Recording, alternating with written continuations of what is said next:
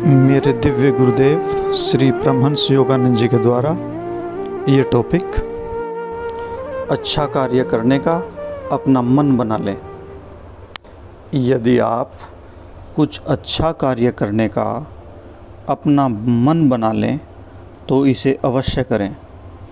अपने रास्ते में कोई बाधा न खड़ी होने दें, लेकिन कोई प्रण करने से पहले यह निश्चय कर ले कि यह एक अच्छा कार्य है।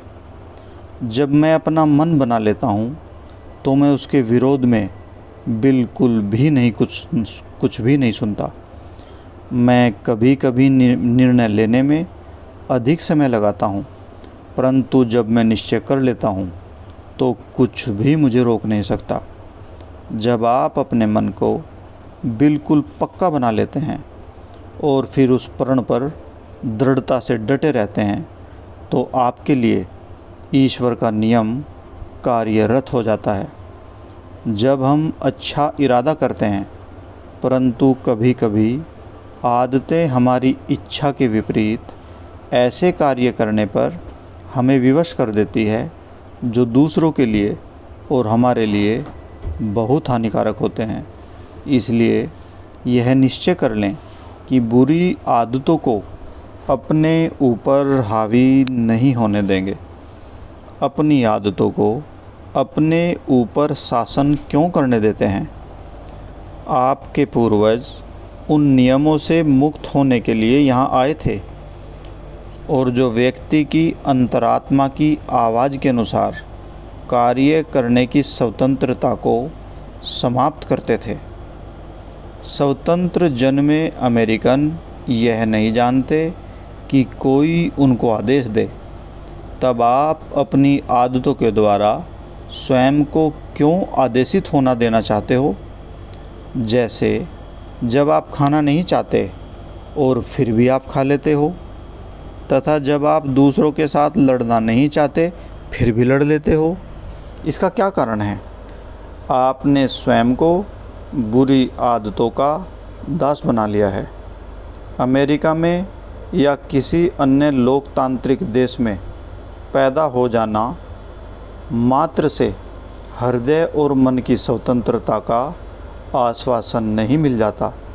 स्वतंत्र होने का अर्थ है व्यक्ति के अपने आत्मज्ञान के आदेशों के अनुसार उचित कार्य करने में समर्थ होना, न कि आदतों की विवशता अथवा अंधाधुंध अनुसरण अर्थात तर्कहीन भय के वश में होकर कार्य करना।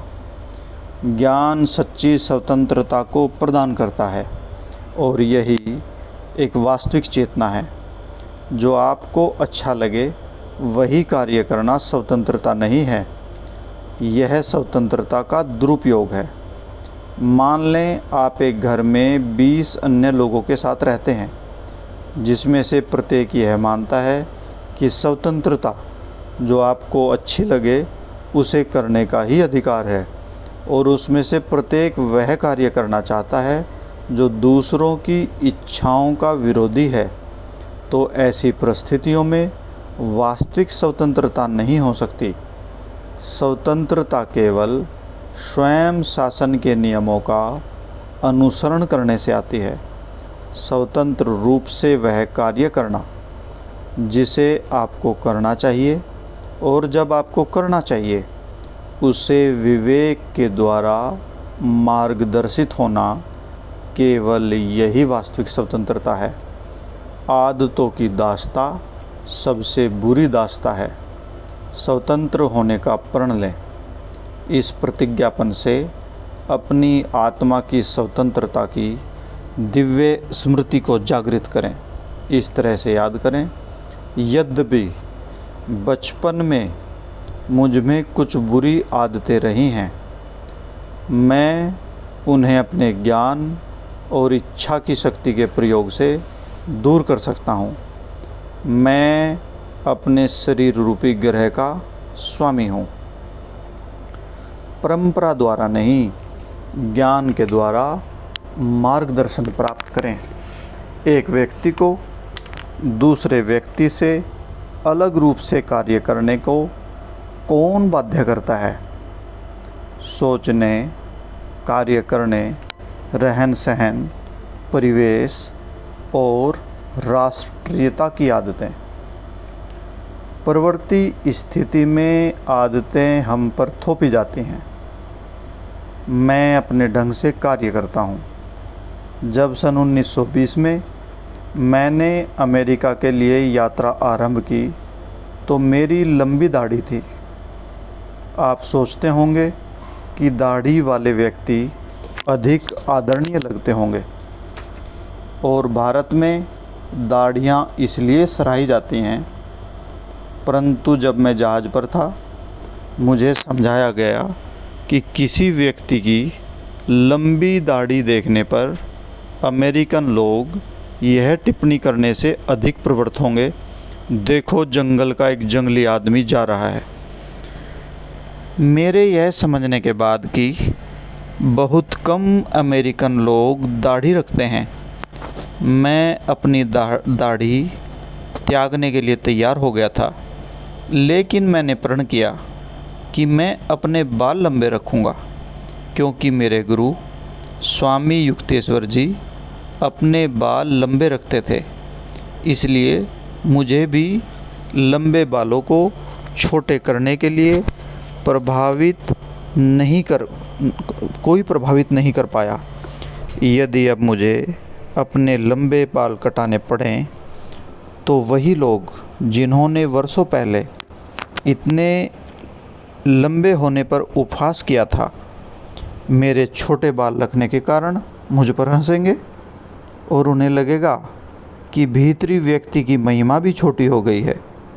हम वास्तव में नहीं जानते कि क्या ठीक अथवा वास्तविक है, क्योंकि हम सदा वस्तुओं की तुलना बाहरी दिखावटों के आधार पर करते हैं।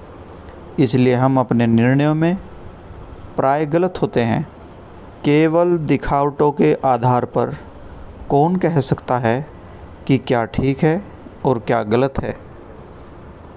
आपको किसी भी आदत की दास्ता से मुक्त होने के लिए धीरे धीरे प्रयास करना चाहिए, चाहे वह पोशाक की हो अथवा भोजन की या किसी अन्य वस्तु की।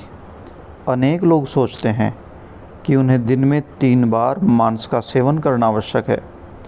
दूसरे लोगों का विश्वास है कि उन्हें सलाद और मेवों के अतिरिक्त और कुछ नहीं खाना चाहिए। यदि वे अपने आहार को बदलेंगे तो बीमार पड़ जाएंगे।